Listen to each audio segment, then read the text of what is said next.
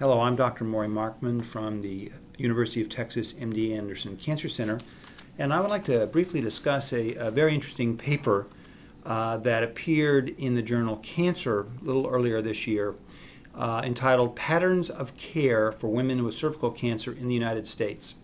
This paper analyzed data from the Surveillance, Epidemiology, and Reports program of the National Cancer Institute, looking specifically at the question of the use of chemotherapy in women with cervical cancer in the United States in the years 1997, 2000, 2001.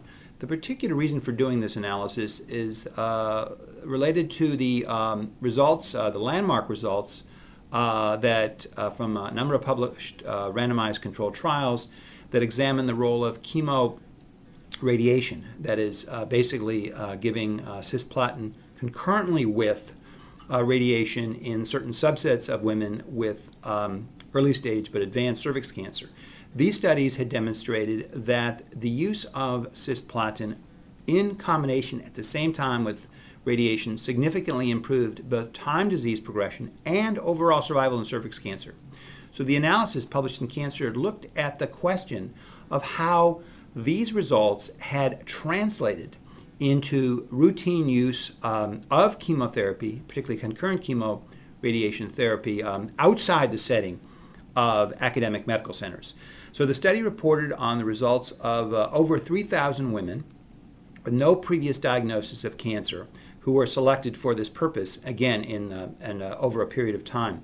And very importantly, when one looked at the question of concurrent chemoradiation, from 1997, there were approximately 20% of the population that appeared to be eligible who received this therapy, and that increased to 72% in the year 2001. This is obviously very important data because it does demonstrate that within the United States, when, at least in this setting, when very strong evidence-based data is available to suggest an impact of a particular strategy, this does get translated into the care in the community. And obviously, one can hope that one will find other examples, and one certainly can find other examples, where this type of evidence-based medicine does get translated. So it's not just the trials in the journals, but obviously the care of the people in the community that becomes important. Very important example of the success of that translation. And I would encourage you to read this paper as a very good example of how this type of analysis can be done. The paper appeared in Cancer, volume 113, pages 743 to 749. Thank you for listening.